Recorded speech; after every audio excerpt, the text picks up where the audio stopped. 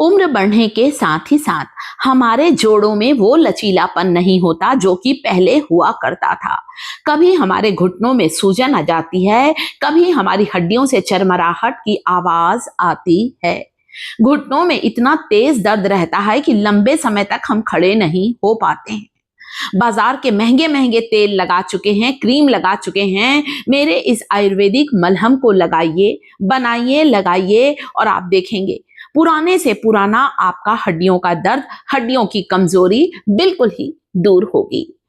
हड्डियों से जो कट कट की आवाज आती है वो बिल्कुल ही समाप्त होगी। इसे लगाने के बाद कोई भी सूती कपड़े से या फिर आपके पास इस तरह का नी कैप है तो आप जरूर पहन लीजिए।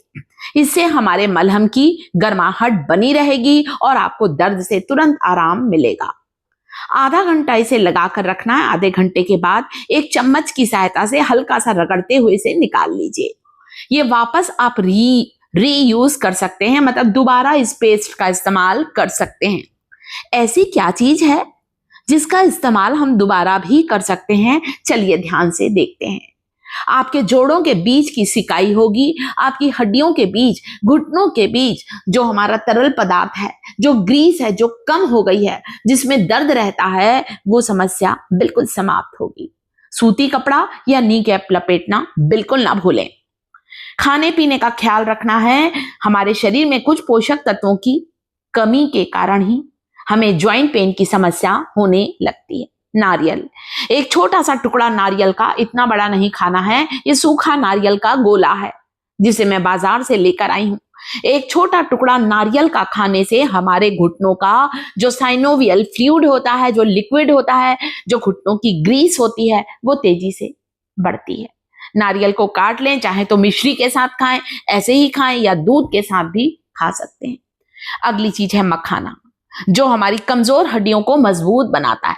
कैल्शियम, मैग्नीशियम, जिंक और फास्फोरस से भरपूर होता है फूल मखाना, या जिसे हम कहते हैं लोटस सीड्स। चुटकी भर अजवाइन जरूर इस्तेमाल करें। अजवाइन वात रोग को दूर करती है।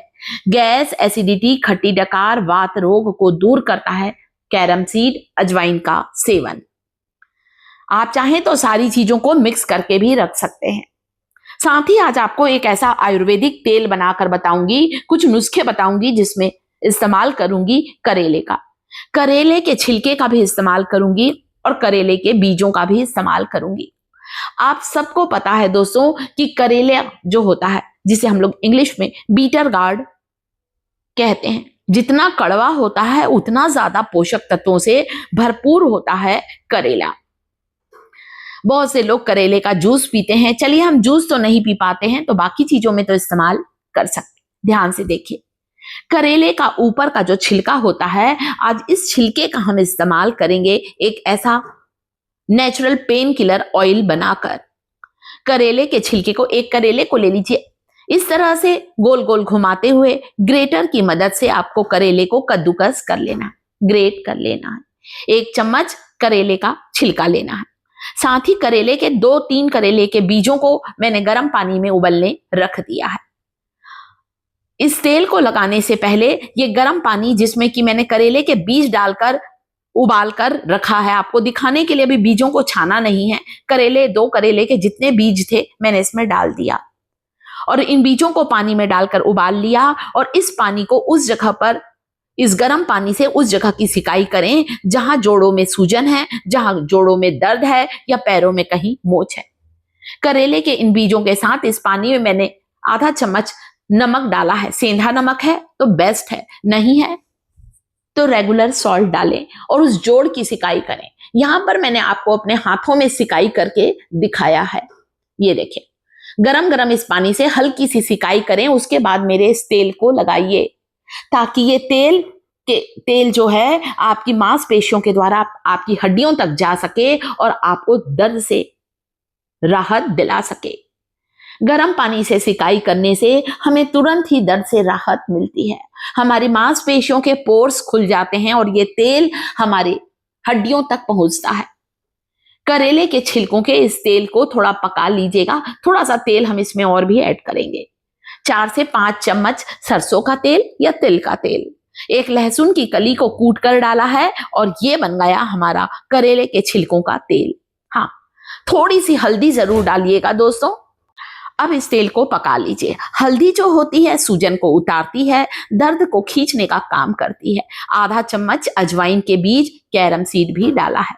अजवाइन भी जो होती है दोस्तों हमारे दर्द को, सूजन को दूर करती है। बस इस तेल को पका लीजिए, छान लीजिए।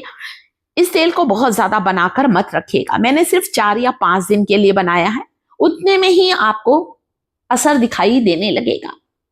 थोड़ा सा सरसों का तेल ऐड किया है। आप यहाँ पर तिल का तेल है तो सेसमे सीड ऑयल भी डाल सकते हैं। मस्टर्ड ऑयल और सेसमे सीड ऑयल, तिल का तेल, दोनों ही बहुत पावरफुल होते हैं। देखिए, पकने दीजिए इस तेल को, ताकि करेले के छिलकों का लहसुन, अजवाइन, हल्दी सारी की गुणवत्ता इस तेल में समा जाए।